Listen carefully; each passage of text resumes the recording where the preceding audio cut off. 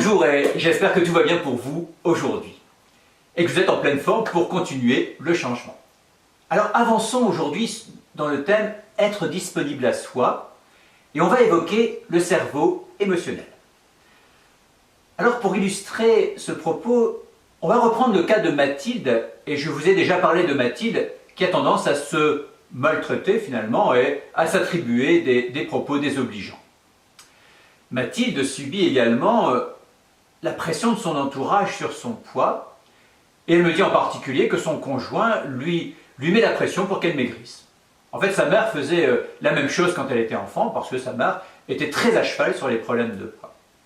Mathilde, qui n'a pas une très haute estime de soi, me dit « mais de toute façon, ils ont raison, car il faut que je maigrisse ». Sa raison lui dit « tu dois maigrir ».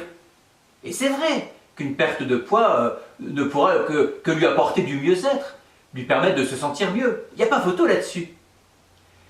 Toutefois, je lui demande, mais quand votre conjoint vous fait des remarques ou vous met cette pression pour maigrir, comment vous prenez cela?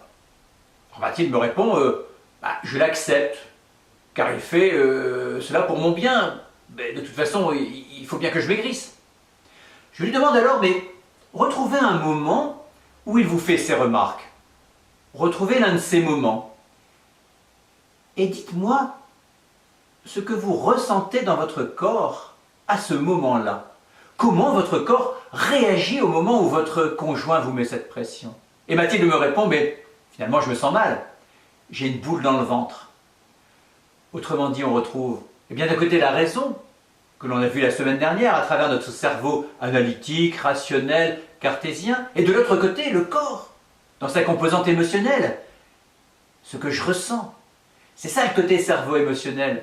Et ce qu'il faut bien imaginer, c'est que votre corps sera toujours plus fort que vous, plus fort que votre raison. Votre corps cherchera toujours une solution d'apaisement.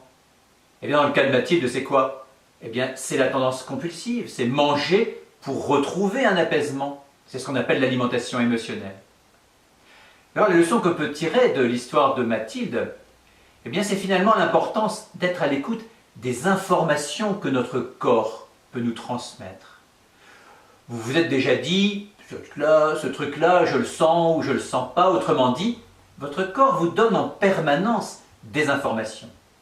Si on est trop dans le cartésien, on peut perdre une grande partie de ces informations.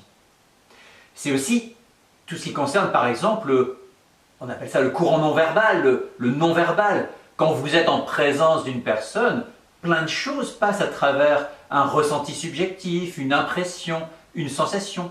C'est que votre corps vous transmet ces informations. Mais c'est aussi valable dans les actions que nous menons. Comment je me sens avec ce que je fais? Autrement dit, comment mon corps réagit à cela? Cela, nous y reviendrons régulièrement.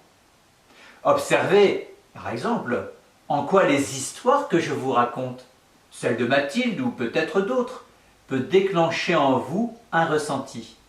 Peut-être vous ramène-t-elle à un souvenir, à une expérience. Vous comprenez bien l'importance, pourquoi j'insiste de façon importante sur ce retour au corps, le retour aux sensations, aux ressentis. L'importance finalement d'être disponible à soi, de savoir tout juste se poser pour bien ressentir. C'est la base pour être réellement à l'écoute de son corps.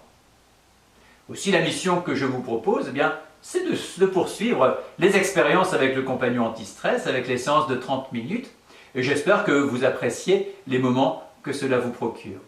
L'auto-hypnose va vous aider à être plus à l'écoute de vos sensations, vous permettre de développer une attitude un peu différente. Alors continuez à vous entraîner, car plus vous vous entraînez, plus cela va finalement s'intégrer en vous. Allez, bonne continuation et moi je vous dis à demain.